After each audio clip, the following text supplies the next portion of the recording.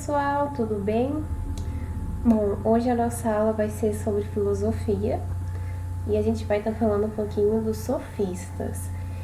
Eles pertenciam ao segundo período da filosofia antiga, que ficou conhecido como período socrático, que ele está ali mais ou menos entre 5 e 4 a.C. E eles eram considerados, então, falsos filósofos ou pseudo-filósofos, porque eles não possuíam um compromisso com a verdade, eles não queriam chegar a uma verdade universal, como os outros filósofos queriam. E eles afirmavam que não existe uma verdade absoluta. Existiam apenas convenções que eram fruto da força do convencimento nos debates, em assembleias e nas praças públicas e agro, que como está representado na imagem, as assembleias. Bom, eles eram andarilhos que estavam em busca de alunos, só que esses alunos tinham que conseguir pagar pelos ensinamentos, ou seja, eles cobravam por estar ensinando. E eles eram professores de filosofia, literatura, matemática, astronomia, gramática, entre outras matérias, só que a principal era a oratória, que era a arte do convencimento, da persuasão. E eles que foram responsáveis por mudar a referência de reflexão filosófica, que antes era do cosmos e agora passou a ser o homem, o centro da reflexão. E eles viveram no período que era o auge da democracia ateniense, lembra? Que foi responsável por começar todas essas reflexões, então ela estava ali no ápice da democracia. Por isso, os principais pensamentos deles são voltados para a política e moral. Bom, o que eles afirmavam? Eles afirmavam que na filosofia tudo é possível e tudo é verdade, ou seja, eles ignoram os princípios de uma lógica formal. E dessas afirmações que eles fazem surgem as principais teorias sofísticas, que é o relativismo subjetivo e o ceticismo absoluto. Eu vou explicar um pouquinho para vocês o que é isso. Bom, esse relativismo subjetivo, ele fala que a verdade é relativa e não absoluta. Ou seja, essa verdade pode mudar de homem para homem. O que é verdade para mim pode não ser verdade para você. E o ceticismo absoluto fala que se existe verdade absoluta, o homem não pode conhecer, porque ele vai estar em permanente dúvida. Ou seja, eu posso até ter contato com a verdade, mas eu não vou saber se é verdade, eu vou estar sempre em dúvida. Então eu nunca vou conhecer essa verdade como uma verdade, entendeu? E a gente tem também o convencionalismo, que afirma que as normas, os costumes, as leis são frutos de convenções e acordos criados através de diálogos, debates e consensos. Bom, então qual que era o objetivo desses sofistas? Eles queriam poder público, poder econômico e status sociais. E para eles, a felicidade ela só pode ser alcançada por meio do poder político e da máxima riqueza. Ou seja, sendo um tirano, um déspota. Só que para os filósofos, a abundância dos bens materiais, em vez de preencher o homem, o tem esvaziado, fazendo perder o significado espiritual do existir. Ou seja, para os outros filósofos, vai contra essa realidade. E para os sofistas, esse poder material que significava felicidade. Bom, eles tiveram algumas contribuições no Ocidente, como na política, porque esse trabalho deles era uma fonte de remuneração, e eles criaram a oratória, a defesa dos interesses públicos e privados.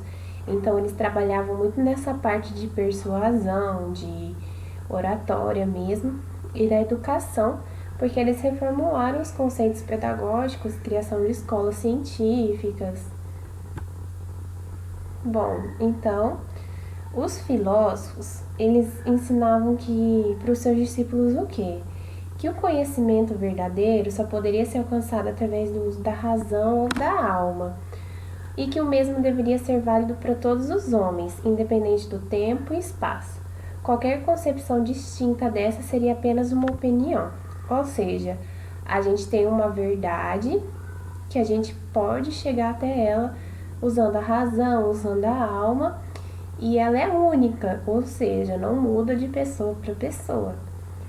Enquanto isso, os sofistas vieram para falar que não pode haver um conhecimento verdadeiro, mas só um conhecimento provável, por causa da sua origem sensível. Ou seja, a gente recebe o conhecimento através dos nossos sentidos. Então, eles podem variar. E não existe uma lei moral absoluta, somente leis convencionais. Então, resumindo um pouquinho, a concepção de verdade, então, para os filósofos, era uma verdade absoluta, que a gente chegaria até ela por meio da razão, e ela é objetiva, ou seja, ela é universal e necessária. E não tem relativismo em cima dela, porque a verdade é única para todo mundo. Aí os sofistas não. Eles afirmam que a verdade ela é relativa, porque a gente tem contato, né, com essa verdade por nossos sentidos.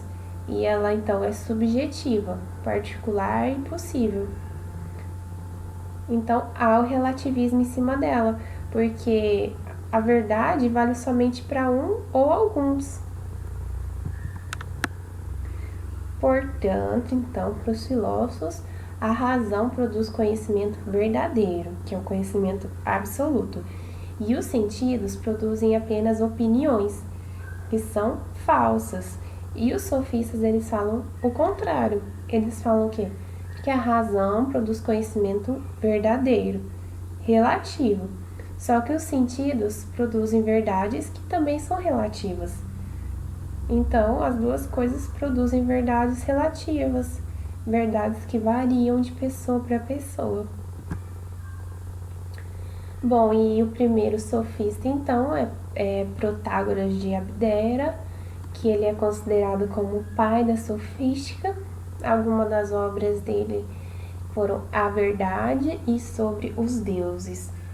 E uma frase muito famosa dele é: o homem é a medida de todas as coisas, daqueles que são enquanto são, daquelas que não são enquanto não são.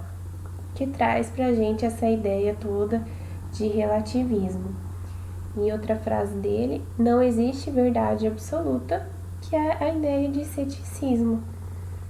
Então, essa medida que ele fala é o juízo, e todas as coisas são os fatos, as experiências, as particularidades de cada pessoa.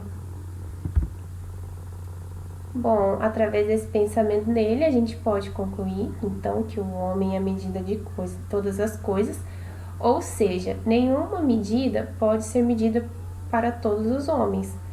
As coisas assim vão ser definidas para cada indivíduo.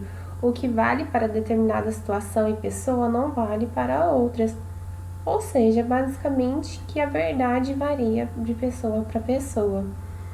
E esse relativismo subjetivo, ou ceticismo relativo, é subjetivo, então a verdade é pessoal. Ele é relativo, porque ela depende muito do tempo, do espaço, do contexto que o indivíduo está inserido. E provável, na medida em que não existe uma verdade plena, ela é só provável. E ele afirma também que uma coisa é verdadeira para o meu eu e parece verdade, independente da opinião do eu do outro. Só que uma mesma coisa é verdadeira para o eu do outro, independente da opinião do meu eu. Então o indivíduo vai estar recebendo várias opiniões diferentes, mas ele pode ter uma opinião diferente também, que para cada pessoa vai ser verdade. Aqui eu trouxe uma tirinha para vocês que exemplifica bem esse relativismo subjetivo, que é: a felicidade é um lance relativo. Aí o carinha ali na loja fala: quando eu for rica, só vou vestir doce, e ele fala ali as marcas. E aí o mendigo ali fala: se algum dia eu for rico, vou só comprar roupas na C&A e Americanas. Outro pseudo-filósofo, né, como eles são chamados, é Gorgias de Leontini. Ele que é considerado por alguns filósofos como o pai do ceticismo absoluto e é um dos maiores oradores da antiguidade. Então ele se destacou muito nessa parte que era muito reconhecida entre esses pseudo-filósofos, que era essa oralidade, essa persuasão. E uma obra dele é Do Não Ser ou da Natureza. E algumas frases: não existe realidade alguma. Se existe, o homem não pode conhecê-la, e ainda que a conhecesse, não poderia expressar nem comunicar. E também traz essas ideias todas pra gente de ceticismo e relativismo. E aqui uma tirinha, então, que o ceticismo absoluto, como uma concepção sofística, né, ele afirma não existir a possibilidade de se encontrar o conhecimento absoluto verdadeiro, só saber o que é relativo a cada pessoa. Então, também que isso varia para cada pessoa. E como consequência, haveria uma permanente dúvida, sendo essa utilizada na sofística como um fim e na filosofia, exceto por filósofo Pyrrhon, como um meio. Então, aqui tem uma tirinha que é chamada de O Cético. E ele fala: segundo Wittgenstein, a dúvida do cético é na realidade uma crença no não. Que dúvida é essa que nada pode se resolver afinal? Sou cético quanto a esse ceticismo. E ele fala o quê? Que a verdade é impossível devido a duas principais formas de erro, ou seja, os sentidos, como eu já expliquei para vocês, porque eles não são dignos de confiança, porque eles podem induzir o homem ao erro, porque eles alternam muito a todo momento, ou seja, agora eu tô com fome, agora eu tô com sede, então a gente é muito influenciável pelos nossos sentidos. E também por causa da razão, porque a razão ela pode produzir diferentes opiniões entre as pessoas e essas opiniões podem ser diferentes entre si. Então, relevando assim os limites e a capacidade de inteligência humana. Por fim, então, o que é ceticismo, gente? Independente do ceticismo sofístico ou do filosófico, o ceticismo é uma impossibilidade de um saber único, de universalização do saber. Ou seja, nunca haverá um conhecimento único para todo mundo. E aí a gente tem o ceticismo sofístico, que é esse relativo e absoluto, como eu já expliquei para vocês. E dentro desse ceticismo relativo, fala muito do Protágoras e esse absoluto do Gorgias. E daí a dúvida era descrita como um fim para todos esses. E a gente tem também o ceticismo filosófico, que a gente tem a escola cética, que é Pyrrhon, né? Que ele é o único descrito como filósofo que faz essa citação do ceticismo. E todos os filósofos que vão vir depois desses, eles usam a dúvida como um meio e não como um fim, como eles. E o ceticismo sofístico, ele nega o saber para todos e a maioria. Ou seja, o conhecimento é possível para uma minoria ou apenas uma pessoa.